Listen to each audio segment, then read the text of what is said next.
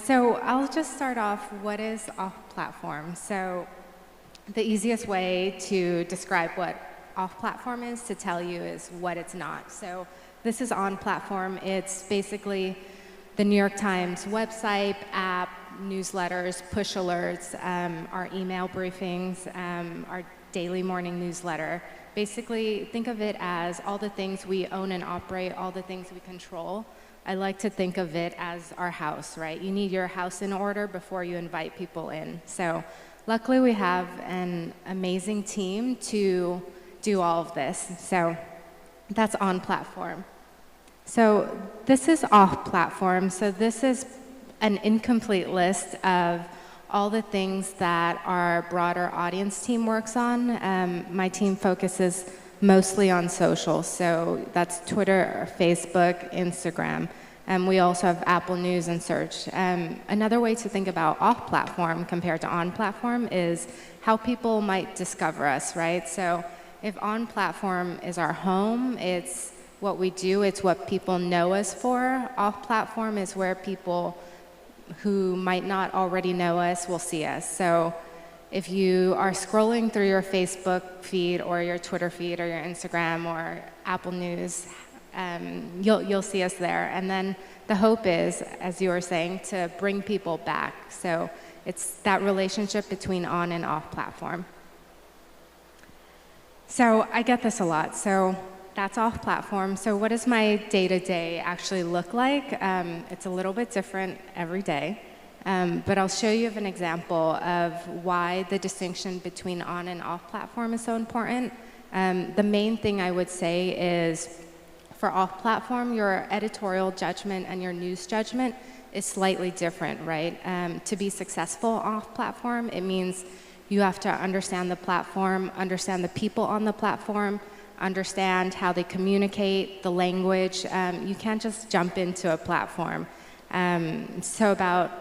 Here, let me actually go back real quick. So I would say about 10 years ago, there was this idea of being platform agnostic. So it was about, this was in the newspaper, just put it on the internet. And, you know, I think we've been moving away toward that, and we've been moving away to this idea of platform orthodox. So that means caring about what platform you're on, being intentional and strategic about what platform you're on. So you're on Instagram for a reason, or LinkedIn for a reason, or Facebook for a reason. It's not just about putting everything everywhere. It's about being really intentional and strategic.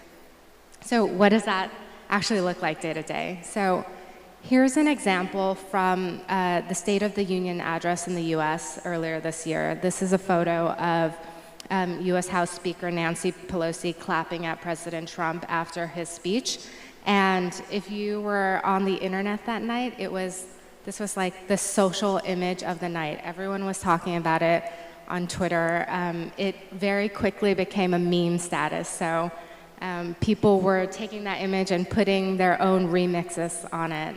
It was just a big talker that night. So this is what we did. We posted it on Instagram, and it was one of our top Instagram posts of the last 2 years.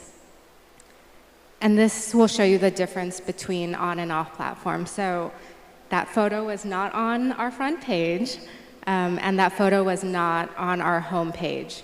And you'll see on the homepage that night we had a video stream, we had a live chat, analysis from our reporters. On our front page the next morning, we had a really big sweeping analysis of what happened that night, how might you understand it, and of course that's what it looks like on Instagram. So what I mean by being platform orthodox is to understand each platform, right? It would be weird to see the Nancy Pelosi clap photo on the front page or on the home page. But the New York Times should also be on that social conversation, so this was how we did that.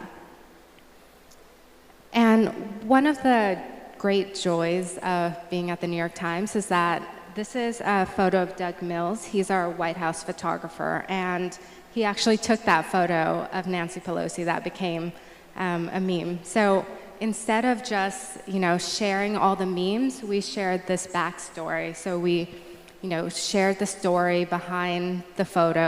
We shared how we got the photo.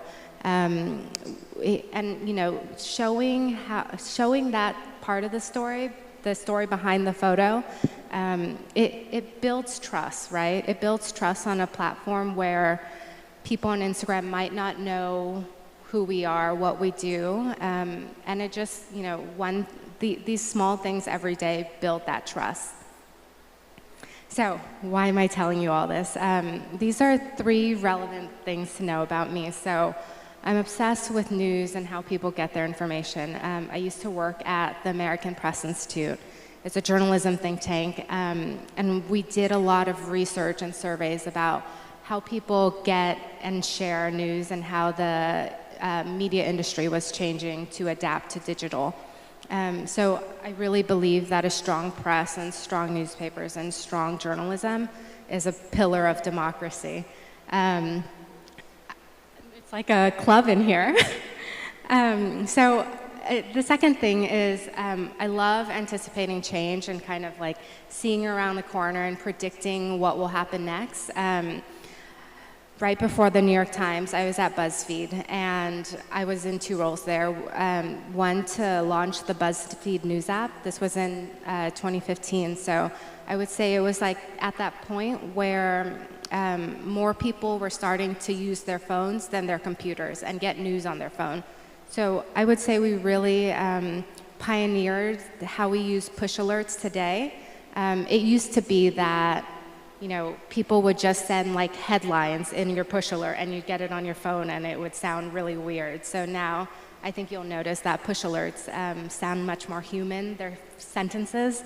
The other thing I did at BuzzFeed was I was director of global adaptation. So what that meant was I worked with all of BuzzFeed's non-English editions. So that was BuzzFeed Brazil, BuzzFeed France, BuzzFeed Mexico, BuzzFeed Japan, BuzzFeed Germany, Spain. I'm going to forget one. But it was all about understanding how people get and share information around the world. And we used data to see what resonated where and where else it might resonate. So if we had a comic in English, should it be translated to German or French or Japanese, and vice versa? So I love predicting and kind of thinking about the future of news, which I think you all do too. And then finally, I'm a systems thinker. So what that means is I like to think about not just things individually, but how they all contribute and work together. So I think a lot about like the media industry as a whole, how the New York Times fits into it, how BuzzFeed fits into it, and how all that's changing. So I'm going to talk about 3 things. 1 is distribution, 2 is coverage, and then 3 is why all this is so important right now. And why this is so important right now is because we're at a pivotal point with social media and platforms right now. I think after the 2016 elections, we realized that social media is, not that kind of utopia of internet freedom and expression that it once was. There are a lot of bad signals, bad information. So how do we sort through that and navigate that? This is an example of our coverage of floods in Nebraska. So the New York Times, our biggest audiences are in California and New York in the United States. Nebraska is not a top state. But we did this coverage by listening to people talk about it a lot, share it, and Nebraska was one of the top states for readership for this story. Typically, it doesn't even make our top 10 list. And a lot of that readership was driven through social sharing, right? So it was using the internet to reach people with the right journalism. So you'll see here, this is a local business that shared the story about farmers and how they were coping with the floods.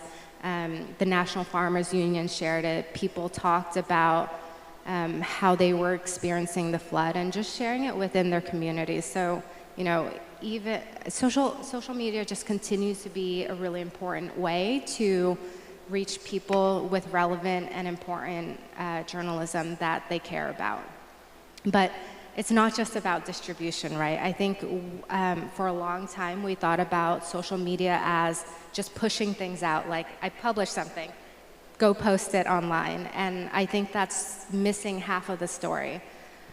The other half is about coverage. Coverage to me is figuring out what your readers and audience cares about, what they want to see more of, what they want to learn more of, what's important to them, what's relevant to them. So this is our coverage of Nipsey Hussle's death. Nipsey Hussle was a rapper in LA.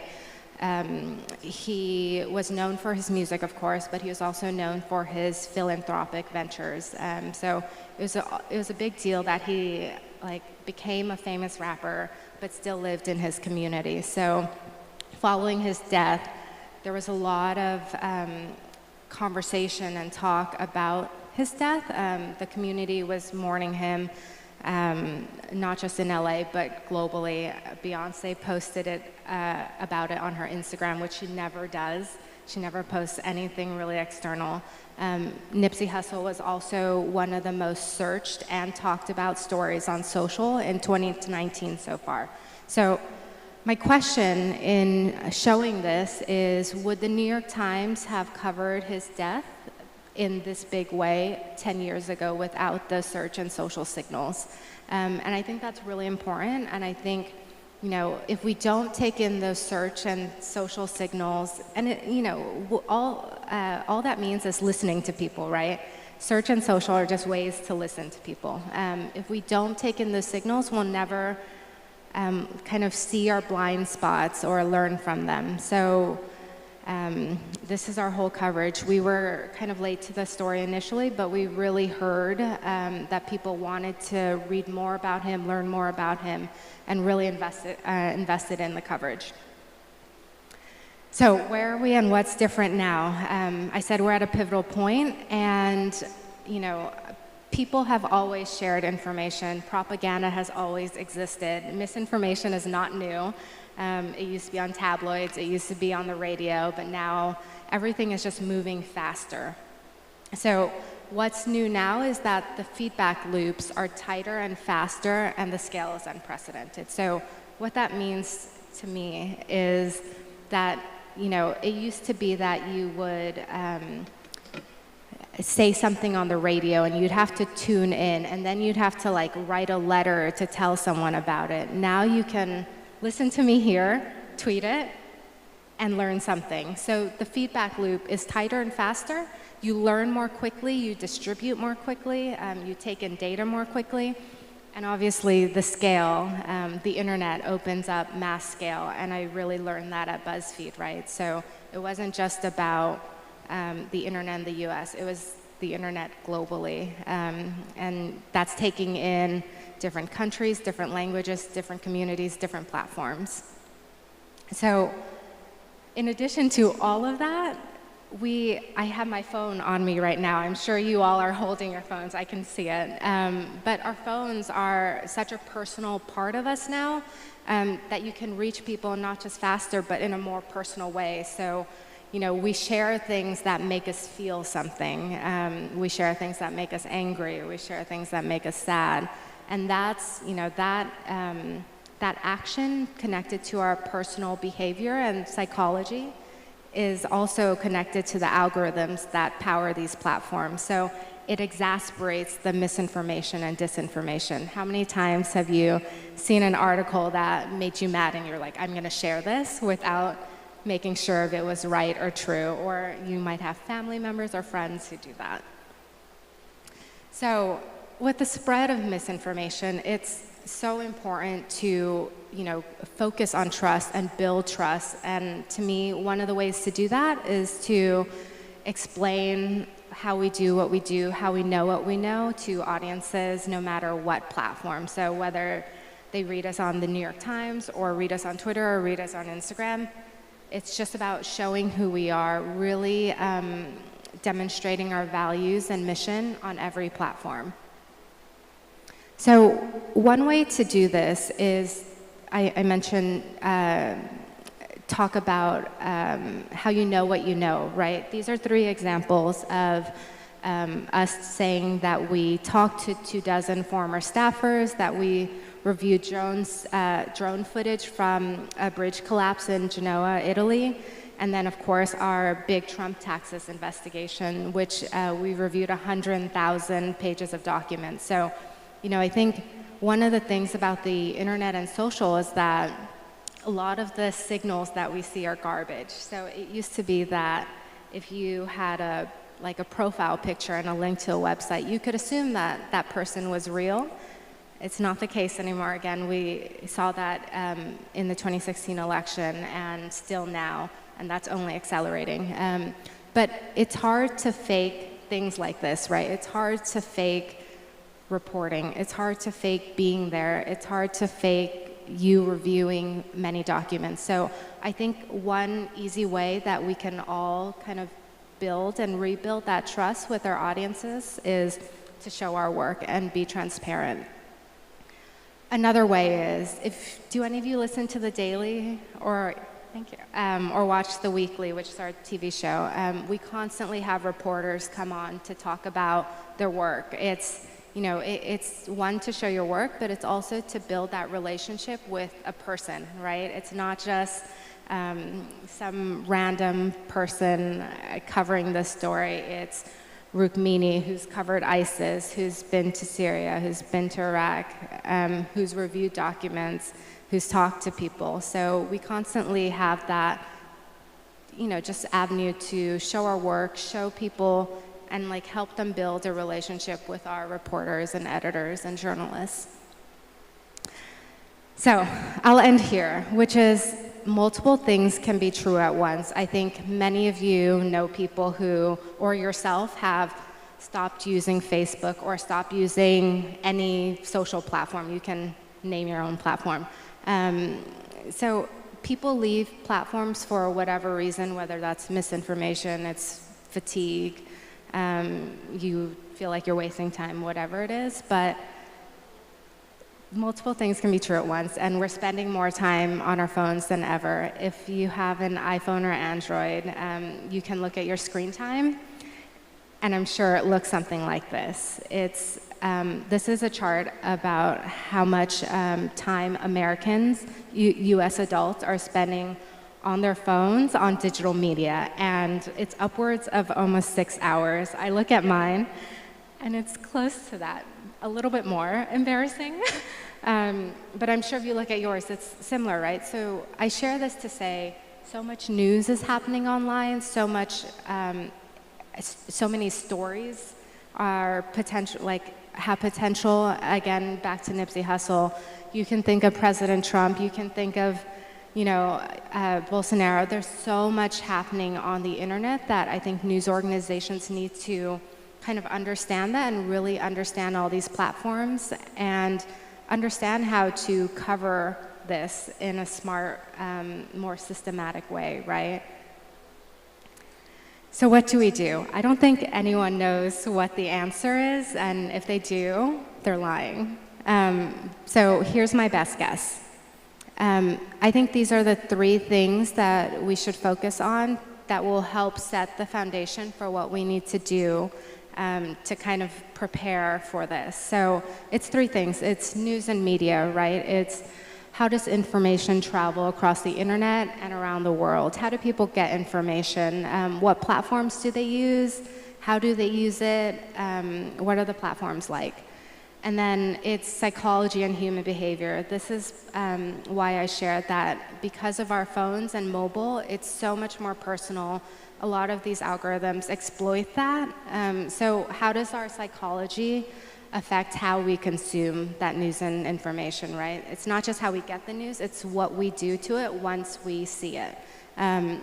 One recommendation I like to give is to read this book called Thinking Fast and Slow. It's by Daniel Kahneman, who won a Nobel Prize in economics for his work on this. And the book is all about our hidden biases and how we think and make decisions. It's totally changed my life.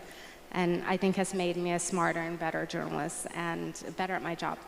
And then finally, it's technology and platforms, right? Do we understand the technology and algorithms behind what's shown to us? So when you see a post on Facebook, when you see a post on Twitter, do you know why you're seeing it?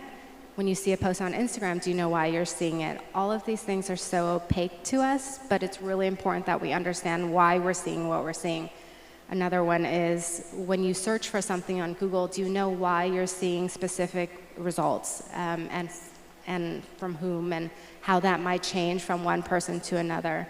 And I ask those questions not just as a journalist or editor, but also as a consumer, right? Like, just as a person on the internet, I want to know how or why I'm seeing certain things. Is it because a friend shared it? Is it because some other algorithm?